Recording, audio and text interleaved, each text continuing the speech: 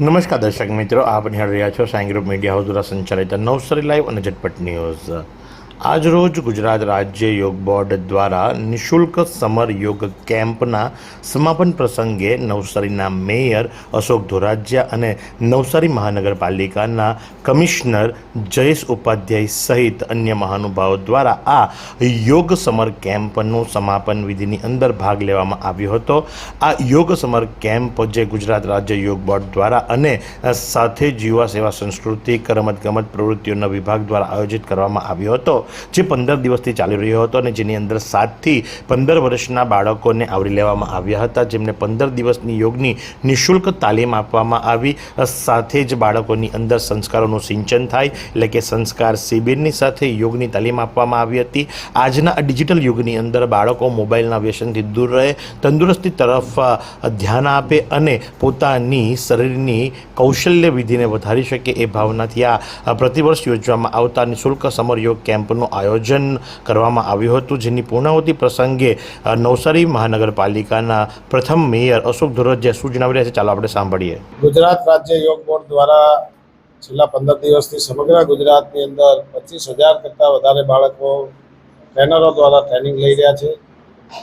આપણા દેશના વડાપ્રધાન નરેન્દ્રભાઈ મોદી સાહેબ જ્યારે ગુજરાતમાં હતા ત્યારથી જ એમણે ગુજરાતમાં યોગને વેગ આપ્યો હતો। આજે વડાપ્રધાન થયા પછી દેશમાં અને સમગ્ર વિશ્વને યોગ કરતા કોઈ પ્રેરણા આપી હોય તો એવા આપણા વડાપ્રધાન મોદી સાહેબની પ્રેરણાથી જ આ યોગ બોર્ડનું નિર્માણ થયું અને બાળકો વેકેશનમાં ઊંઘવા કરતાં સવારે એમને પ્રેક્ટિસ આપી, સવારે ઉઠીને યોગ કરવા 15 દિવસ અહીંયા આવ્યા। આવા આખા ગુજરાતમાં 25,000 બાળકોએ ટ્રેનિંગ લીધી છે અને આજે અમે એમને કહ્યું પણ છે કે આ યોગ હંમેશા ઉઠીને રોજ કરવાથી આપણું તન મન બધું સ્વસ્થ રહે છે અને યોગ બોર્ડ દ્વારા થયેલી આ કામગીરી, સરકાર દ્વારા થયેલી આ કામગીરી પ્રશંસનીય છે। હું એમને અભિનંદન પાઠવું છું। તો સાથે જ નવસારી મહાનગરપાલિકાના કમિશનર જયેશ ઉપાધ્યાય પણ ઉપસ્થિત રહ્યા હતા, એમણે શું જણાવ્યું એ આપણે સાંભળીએ। યોગ બોર્ડ દ્વારા અને સ્કૂલ બોર્ડ દ્વારા યોગ ક્લાસીસનું છેલ્લા 15 દિવસથી ટ્રેનિંગ આપી અને બાળકોને જે કૌશલ્ય શીખવાડ્યું છે એ ખૂબ અભિનંદનના પાત્ર છે અને હું માનું છું કે જે ભારતીય અમૂલ્ય વારસો જે છે એ વિશ્વ કક્ષાએ ગયો છે, એ આપણા ફ્યુચર જનરેશનમાં પણ આ જે અંદર આવી રહ્યો છે એ હું માનું છું કે એક સ્વસ્થ સમાજનું નિર્માણ થશે અને આપણી જે ભાવિ પેઢી છે એ સ્વસ્થ, તંદુરસ્ત અને ખૂબ જ કોમ્પિટેટિવ થશે એવી મારી આશા છે। Thank you.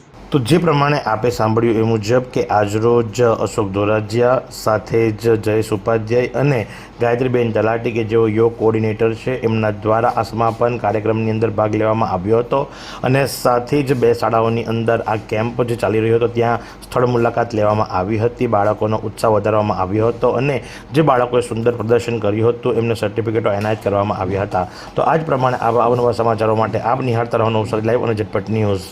22 વર્ષથી દરરોજ લાખો જીવનોમાં આશા અને આરોગ્યનું પ્રકાશ આપતી Kejal life in multi speciality hospital, અદ્યતન સુવિધા સાથેની હોસ્પિટલ, અનુભવી ડોક્ટરો અને ટેકનોલોજી સહિત ઓપરેશન થિયેટર્સ, આઈસીયુ અને એનઆઈસીયુ વિભાગ, 24 કલાક ચાલતી ઇમરજન્સી સર્વિસીસ, મેડિકલ સ્ટોર અને લેબોરેટરીની સુવિધા પણ ઉપલબ્ધ છે।